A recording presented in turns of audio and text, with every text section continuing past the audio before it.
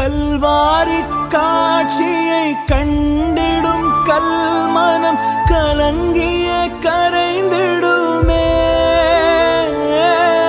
கல்வாரி காட்சியை கண்டிடும் கல்மனம் கலங்கிய கரைந்திடுமே. கர்த்தாவே உம் அன்பை நினைக்கையில் எந்தன் உள்ளமும் நொறுங்கிடுதே. உருகாதோ நெஞ்சம் நெகிழாதோ கண்ணீர் பெருகாதோ. ராஜா இயேசு ராஜா, ராஜா இயேசு ராஜா. தவக்காலத்தின் 3ஆம் நாள். இந்த 3ஆம் நாள் தவக்காலத்தின் செய்தியை உங்களோடு பகிர்ந்து கொள்ளுவதிலே மகிழ்ச்சி. இந்த நாளினுடைய செய்தியும் சரி, இன்றைய மன்னாவும் சரி, நமக்கு கொடுக்கிற உன்னதமான செய்தி நோம்பிருத்தல். தவக்காலத்தில் நம்ம எல்லாருமே நோன்பு இருக்க ஆரம்பிச்சிட்டோம்.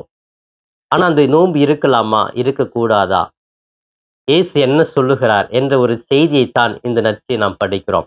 இயேசுவினிடத்தில் கேட்கிறார்கள், நாங்கள்லாம் நோன்பு இருக்கிறோம், ஏன் உங்களுடைய சீடர்கள் மட்டும் நோன்பு இருக்கிறது இல்லை அப்படின்னு கேட்கிறப்போ இயேசு சொல்லுகிறார், அவர்களும் நோன்பு இருப்பார்கள், அவர்களுக்கு தகுந்த ஒரு காலம் வரும், அப்பொழுது அவர்களும் நோன்பு இருப்பார்கள். அப்ப நோன்பு இருக்கக்கூடாதுன்னு இயேசு சொல்லல, அவர்களும் நோன்பு இருப்பார்கள். அப்ப இந்த நோன்பு, உண்ணாமல் இருப்பது, விரதம் இருப்பது நம்முடைய வாழ்க்கைக்கு நல்லது. இது எப்படி பார்க்கலாம் அப்படின்னு சொன்னா, இது ஆன்மீகத்துல ஒரு பெரிய எழுச்சியை கொடுக்கிறது, ஆன்மீகத்தில் ஒரு பெரிய புதிய வாழ்வை கொடுக்கிறது, இறைவனோடு இணைவதற்கு துணையாக இருக்கிறது. சாப்பிடாம இருந்தோம் அப்படின்னு சொன்னா, அப்ப நம்முடைய உடல் ரீதியா ஒரு டிசிப்ளின் சொல்லுவாங்க, ஒரு ஒழுக்கம், நமக்கு உடல் சார்ந்த ஒழுக்கம் கிடைக்கிறது. ஐம்புலன்களை அடக்கி உண்ணாமல் இருந்து இறைவனை உற்று நோக்கி பார்த்து ஜெபிக்க ஒரு நல்ல ஒரு வாய்ப்பு. மன ரீதியாக என்னுடைய மனதை தூய்மையாக்குகிறேன், என்னுடைய உள்ளத்தை நான் ஆராய்ந்து பார்க்கிறேன், அந்த பசியில் தான் எனக்கு இறை அனுபவம் கிடைக்கிறது.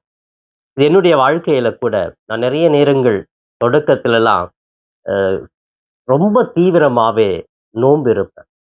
ஒரு வேளை மட்டும் சாப்பிடுவேன், 2 வேளை சாப்பிடாம இருப்பேன். இந்த சாப்பிடாம இருந்து ஜெபிக்கிறப்போ எனக்கு பெரிய வல்லமை கிடைத்தது. அதுக்கு முன்னாடி இல்லாத ஒரு வல்லமை. நான் குருவானவர், அபிஷேகம் செய்யப்பட்டவன் தான். ஆனாலும் அந்த நோம்பிருந்து ஜெபிக்கிற பொழுது கடவுளுடைய அருள் நிறைவாக கிடைத்தது. நான் ஜெபிக்கிற